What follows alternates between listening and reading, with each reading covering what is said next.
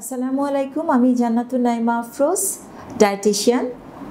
আজকে আমি আপনাদেরকে জানানোর চেষ্টা করব ক্যালসিয়ামের উপকারিতা সম্পর্কে।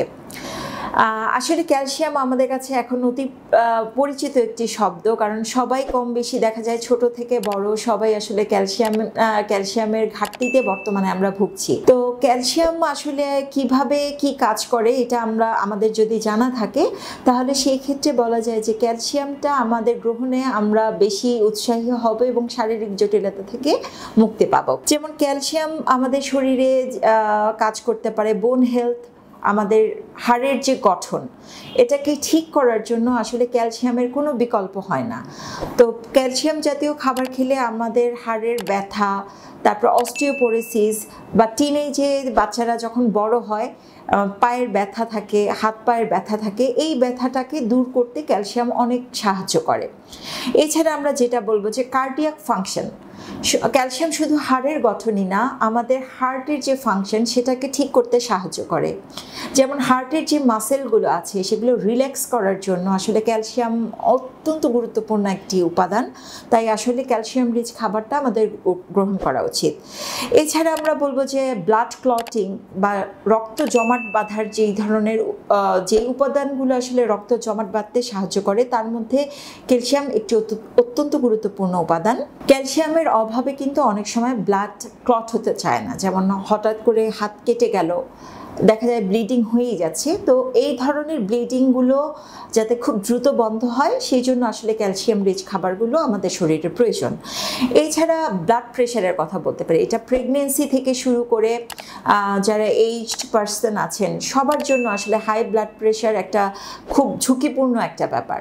তো এই আসলে শুধুমাত্র ফ্যাটি খাবার খেলেই যে হাই ব্লাড প্রেশার হয় ব্যাপারটা এমন না, ক্যালসিয়ামের অভাবেও কিন্তু হাই ব্লাড প্রেশার হয়ে থাকে। বিশেষ করে এটা আমরা প্রেগনেন্সিতে এবং যারা অস্টিওপোরোসিসে ভুগছেন এইসব রোগীদের ক্ষেত্রে আমরা দেখতে পারি যে ক্যালসিয়ামের অভাবেই আসলে তাদের প্রেশারটা হাই হচ্ছে। তো এইসব রোগ থেকে দূর করতে হলে বা এইসব জটিলতা থেকে মুক্তি পেতে আমাদের ক্যালসিয়াম রিচ খাবারগুলো খেতে হবে। এছাড়া আমরা যদি অনেক সময় দেখা যায় যে মাসেল কন্ট্রাকশন হয়ে থাকে, যেমন হঠাৎ করে মাসেলে একটা টান খায়, বা আমরা দেখা যায় হাইড্রেটেড বডি কিন্তু মাসেলে টান খাচ্ছে।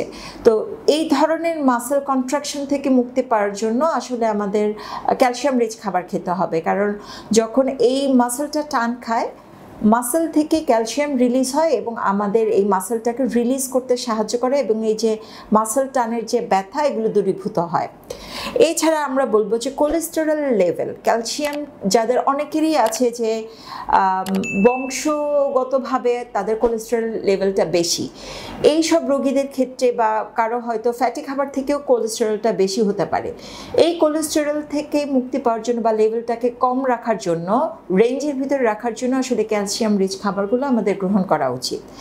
এখন আমরা জানতে পারি জেনে নেই যে ক্যালসিয়াম রিচ খাবারগুলো আসলে কোনগুলো। ক্যালসিয়াম রিচ খাবারগুলোর মধ্যে পড়ে, প্রথমেই আমরা ধরি ডেইরি প্রোডাক্ট, দুধ, টক দই, চিজ, এই ধরনের খাবার মূলত হচ্ছে ক্যালসিয়াম রিচ খাবারের মধ্যে পড়ে। এছাড়া গাঢ় সবুজ শাক আমরা যা দেখি, যেমন পালং শাক, কলমি শাক, এই ধরনের শাকগুলোর মধ্যে কিন্তু মোটামুটি ভালো পরিমাণে ক্যালসিয়াম পাওয়া যায়। এছাড়া আমরা যদি কমলার কথা বলি বা মালটার কথা বলি, এগুলো তো কিন্তু এই ধরনের ফলের মধ্যেও কিন্তু প্রচুর পরিমাণে ক্যালসিয়াম পাওয়া যায়।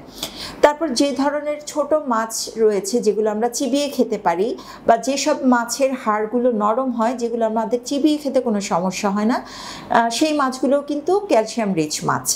তো এই ধরনের খাবারগুলো খাওয়া যেতে পারে। এছাড়া পেয়ারাতেও ক্যালসিয়াম রয়েছে। তারপরে ডাল, বিভিন্ন ধরনের ডাল, বিভিন্ন ধরনের সিডস, যেমন চিয়া সিড, তিল, এইসবের ভিতরেও কিন্তু প্রচুর পরিমাণে ক্যালসিয়াম পাওয়া যায়। এছাড়া আমরা অন্যতম উৎস হতে পারে ক্যালসিয়ামের বিভিন্ন ধরনের বাদাম এবং সিডসের মধ্যে কিন্তু প্রচুর পরিমাণে ক্যালসিয়াম পাওয়া যায়। কাঠবাদামটা আমরা ভিজিয়ে খাওয়ার চেষ্টা করব এবং একই সাথে চিয়া সিডটাকেও আমরা ভিজিয়ে খাবারটা খেলে ক্যালসিয়ামটা আমরা পরিপূর্ণভাবে শরীরে পাবো। এছাড়া আমরা প্রতিনিয়ত যেটা খাই, খাবারের মধ্যে এগ রয়েছে, এই ডিমের মধ্যেও কিন্তু প্রচুর পরিমাণে ক্যালসিয়াম রয়েছে। এই ধরনের খাবারগুলো যদি আমরা খাদ্য তালিকায় রাখি তাহলে আমাদের দৈনিক যে ক্যালসিয়ামের চাহিদা আছে তা সহজেই আমরা পূরণ করতে পারবো। এবং একই সাথে মনে রাখতে হবে যে ক্যালসিয়াম একা কোনো কাজ করতে পারে না, তাই আমাদের ভিটামিন ডিটা অ্যাক্টিভ করতে হবে এবং এই জন্য 10-15 মিনিট আমরা একটু সানলাইটে থাকলে ভিটামিন ডিটা আমাদের শরীরে আমরা অ্যাবজর্ব করতে পারবো এবং একই সাথে ক্যালসিয়ামটা অ্যাক্টিভ হতে পারবে। আশা করি এভাবে চললে আমরা আমাদের শারীরিক জটিলতা থেকে মুক্তি পেতে পারি। ধন্যবাদ।